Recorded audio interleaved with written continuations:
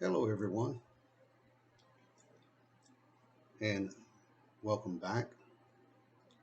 Today, I want to discuss something with everyone that is referred to as the $1.2 million mistake. Now, most people can't really wrap their minds around $1.2 million, especially in today's world with our economy and the situation that our country is in. You see, the average person in America today can't even afford to cover a $400 emergency expense or medical bill that comes up. We basically live from paycheck to paycheck. Now, I'm going to start off by doing something a little different. You see, I am, excuse me, I had a bell try to come through. Um, I'm of Irish and Scottish descent, mostly Scottish, but both cultures have a history of being great orientators or storytellers. They love to tell stories. And more times than not, those stories had a moral. They were a way of teaching ethics, teaching life's lessons, and things that would affect the generations to come. It was their way of passing down conventional wisdom. Well, I have here a little story that I wrote, and I'm going to put it in the context of the American history and the American way of life. I'd like to read that story to you. And then I want to explain to you how it ties to the $1.2 million mistake. Now, let's say during the early 1800s in our country, majority of the people were farmers. That was the way of life back then. The tradesmen and craftsmen were few and far between, and even with their trade and craft, they also farmed. That's how we got our substance. We got our food source from the land. Very few people in the cities that lived in the cities, and cities back then were extremely small or villages, uh, would purchase their goods from the market or from the farmers, right? So there were two farmers, they were neighbors. Both of these men were friends. They were conservatives. Everybody during that era was conservative. It was right after the American Revolution, and we had not too long succeeded from that feudal form of government. And we were in charge of our own destinies. And that's something that our forefathers, our founders, wanted to protect more than anything else. That is why that the Constitution was placed and we became a constitutional republic and we were under the rule of law to protect those rights that we had, those certain unalienable rights as it was penned in the Constitution. Now, as was in that time, both of these men, they had their farm implements. They each had a mule. That mule they used to work the farm and plow the ground and harvest the crops, a lot of which was even harvested by hand. And they had their carts that they would haul it from the field to the barn with. And every year they would raise their crops for their family. And that would even include their extended family because back then families worked together. There would be sons and daughters and son-in-laws and daughter-in-laws and grandchildren, and they were all taken care of. You made sure that the family was taken care of. Now, after you did that, there would always be some excess produce because people in that era knew that they needed to overproduce because you never knew what the future held for them. Now, every year at the end of that season, and they had taken care of their family, and all the goods were put up in the barn or stored, or the women did the canning and put aside for the winter and the hard times. preserve the food that will get them through to the next year, to the next spring, and the crops starting to produce in the first, second quarter of that year.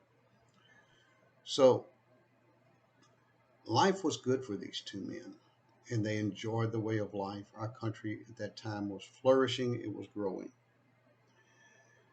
And these men had been friends for a long time, many, many years.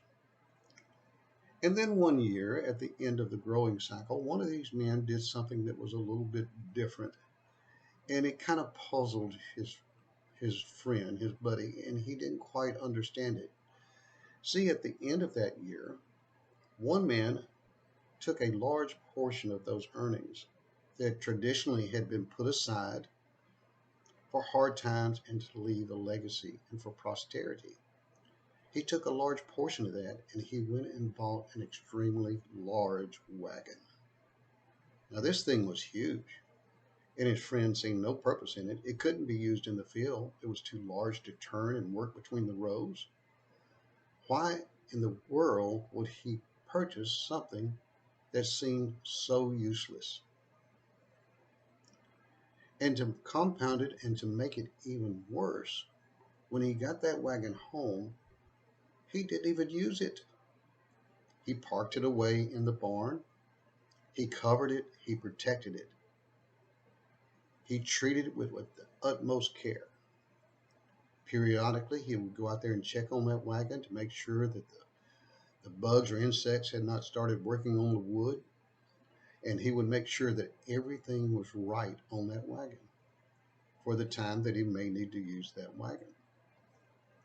Well, the next year started just like the year before and the year before that. And everything was normal. And they went on about their lives. And it wasn't too long that his neighbor had almost forgotten about that wagon.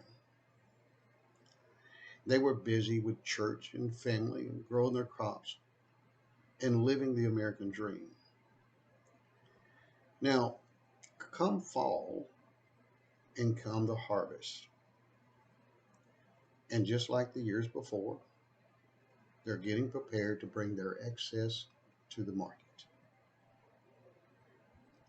But there is where things begin to differ, and they differ greatly. You see the man with the cart begin to load his cart just as he had the years before. But the man with the wagon, he went to the barn. And he pulled that wagon out and he hitched it up to that old mule. And he began to load his excess crops. Matter of fact, this man was able to get all 100% of his excess onto that one wagon load. See, that man had recognized something the previous year. He had recognized what we have come to understand as the law of supply and demand.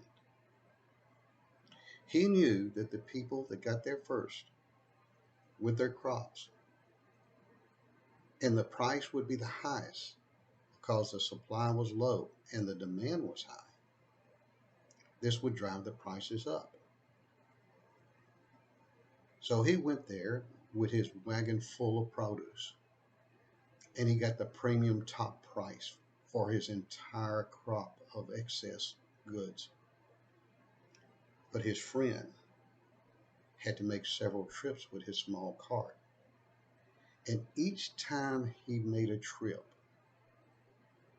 the price was lower and lower and lower for his goods.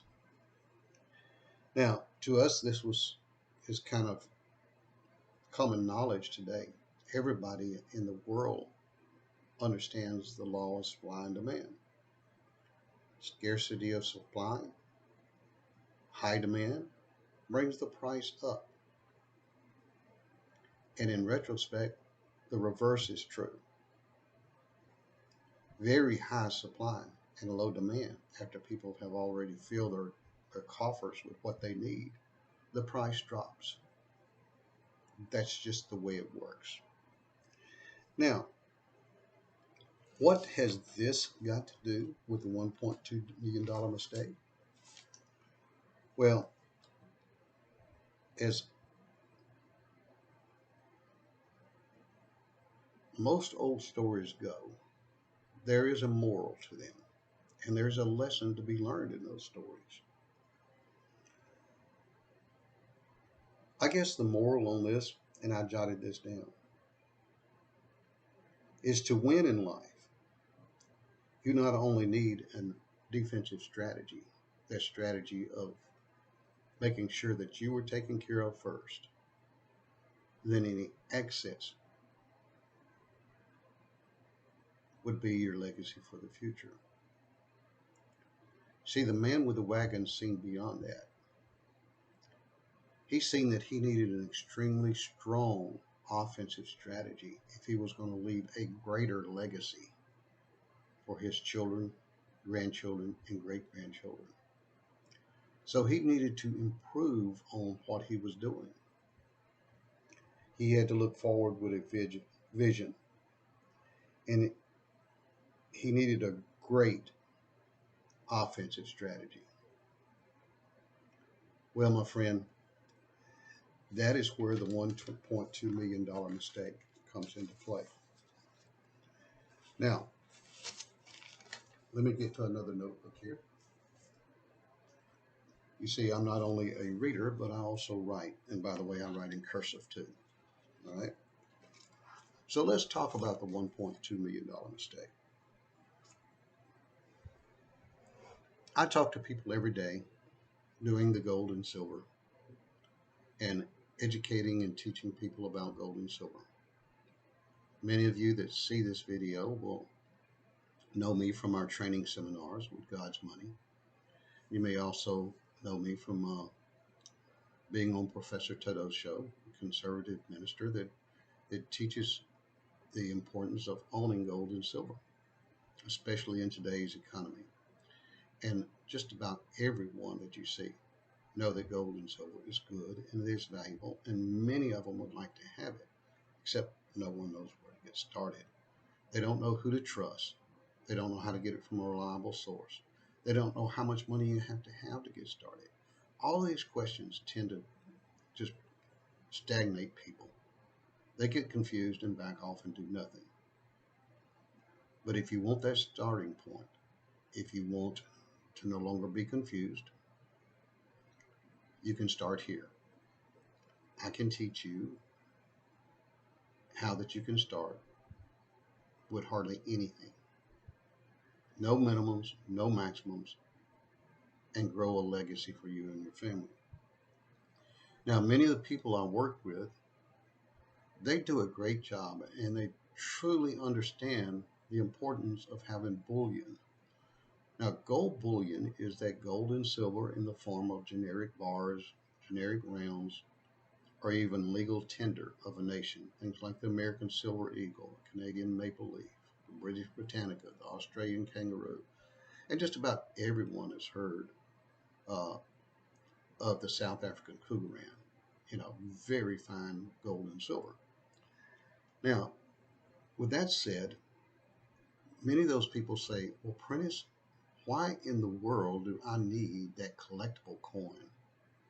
I can't barter or trade with that coin, or at least they think they can't, right? I can't spend that coin, it's collectible. Again, they think they can't. That's an assumption, and that assumption is wrong. Okay? Now, I'm going to teach you about some numbers as to why you need that. I'm going to teach you about the man that bought the wagon. Okay? So let's say that you started in 1986 and come to today's date in 2024. That's 38 years roughly. Okay? So with that 38 years in mind, if you bought one graded MS-70, which by the way is the highest possible grade that a collectible coin can get, is a 70. And the price of that coin is $115. If you bought one of those a month, just one coin a month, spend $115. Skip a couple of meals out with the wife or family. Surely that would cover $115. There's not a person today that can't find $115 of disposable income per month.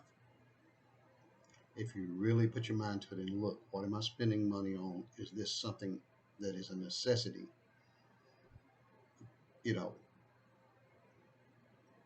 $115 is not that much. Now, $115 times 12 months in a year, you have spent $1,380 that year to buy those coins. Now, if you take that $1,380 and you multiply it times 38 years, that's the length of time we're talking about. You're going to come up with the fact that you spent $52,440. Now, $52,440. Now, here is where I'm going to deviate a little bit about from the cultural norms and what you've been taught. See, you have been indoctrinated by the federal government to think only in the form of fiat currency. Now, fiat currency is totally worthless. It has no value other than what the government says that it has. See, when Richard Nixon did away with the Breckinridge Accords, at that point, all the currency around the world became fiat. It is only worth what the government says it's worth. So at that point, we can no longer relate it to gold and silver. But we can relate it to purchasing power or buying power. So let's quit thinking dollars and think buying power. Okay? So today's dollar, as of fall of last year, was worth 5 cents in purchasing power as compared to 1964. See, in 1964, a silver dollar and the dollar bill had exactly the same purchasing power. Both of them would buy you a gallon of milk. Now, the government has lied to you and spun this word inflation to say that the price of goods has went up that much, which would be roughly 95 cents on the dollar. That is false. Again, God forbid that the government and politicians would lie to you, right? Lord have mercy on us. Yes. So, where are we today? Today, as of this month, August of 2024, the dollar bill is worth 3 cents. Now, my company has a video to where they address this, and they call it the $1.2 million mistake. And the reason they call it that is because, do you know what those silver dollars would be worth? They would not be worth that $52,440. They would be worth $1.2 million in purchasing power. That is huge compared to $52,440. However, not all things are always as they seem. Let me dig just a little bit deeper. And I'm going to show you how even that is not true.